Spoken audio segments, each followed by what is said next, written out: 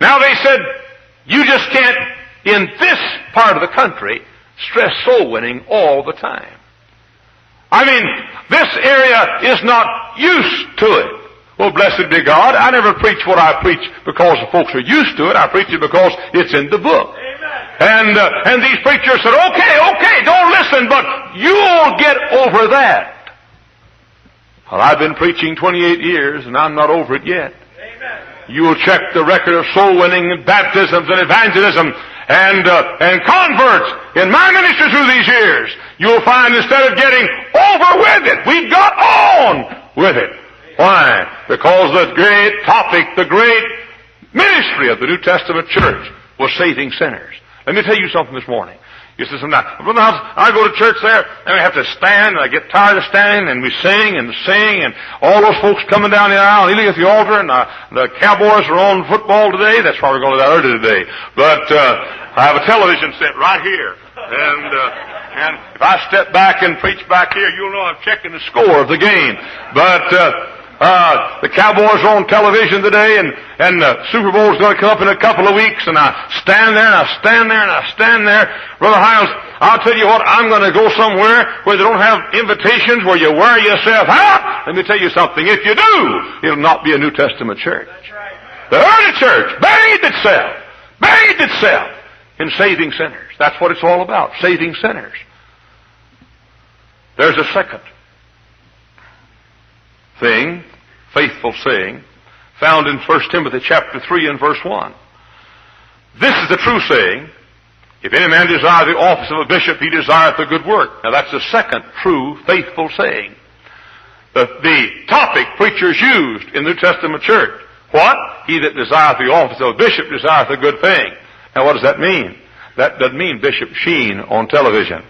That means the pastor of the church. The word bishop and pastor and elder were interchangeable, synonymous terms.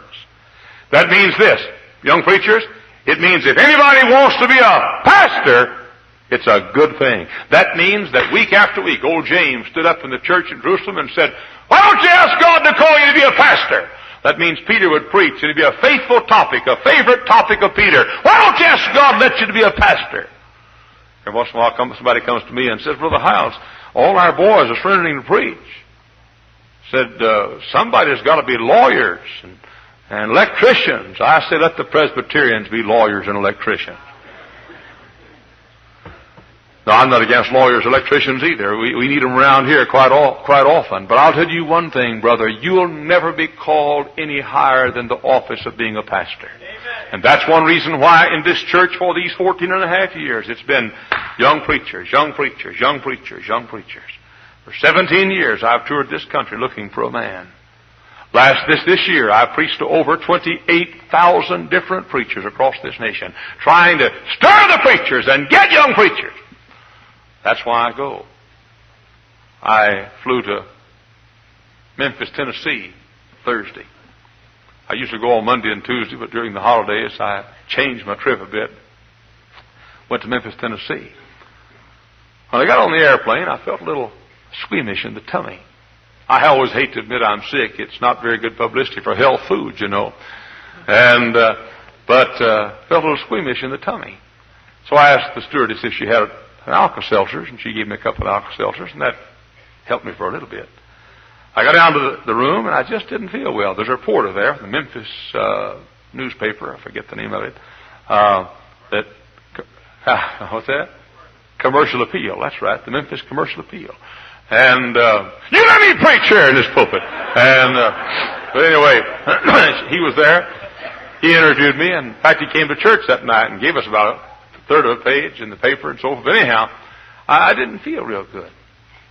So I preached that night, and I just didn't feel real good in my stomach.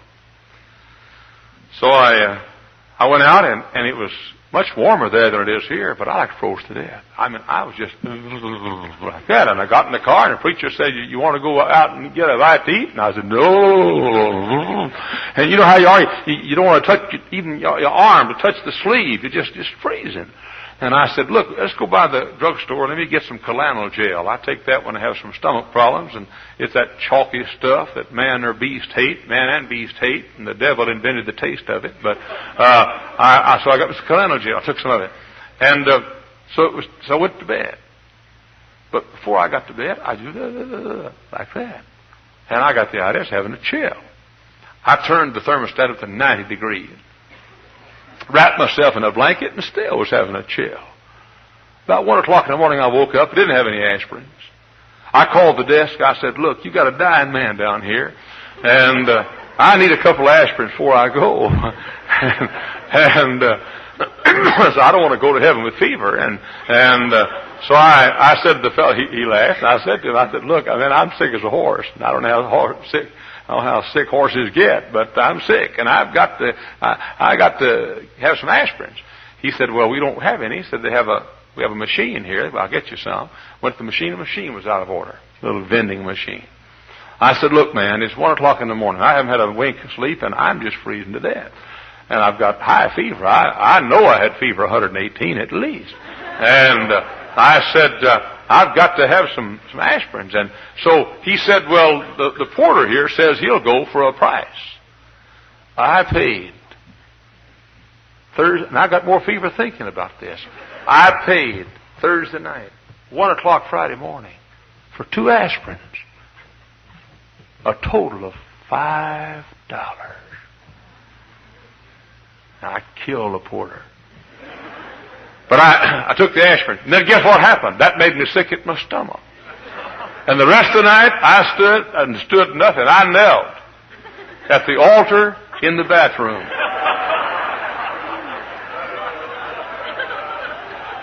And poured out my soul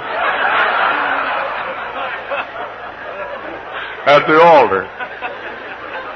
There's an old saying, everything goes up's got to come down. Well, everything goes down's got to come up, too. And I was so weak next morning I could hardly walk. And so I went. There were 2 sermons, and I preached the last one. They came to get me, and I rushed in and leaned up against the pulpit and did something, tried to preach. And then I went back to my room and stayed there. And the nighttime came, I just didn't want to go. But I said, look, that photographer, the reporter had asked me what I went for. And I said, I'm trying to get men of God stirred up. I'm looking for a man. I'm looking for young men. And he said, why? I said, the need of this nation, the hope of this nation is old-fashioned gospel preachers, hellfire and brimstone, soul-winning, evangelistic, Bible preaching, barnstorming men of God to call our nation back to God and back to right. Amen. And so I went Friday night to preach, and I said, Lord, give me a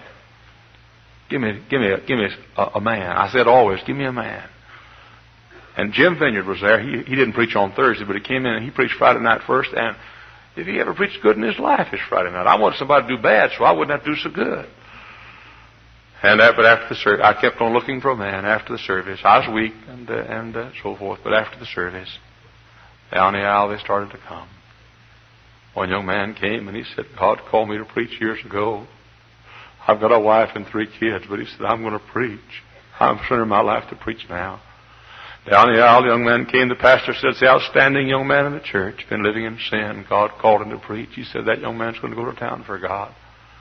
Oh, for these years, I've been looking for preachers. I've been looking for men of God to build great works. It's the hope of this nation.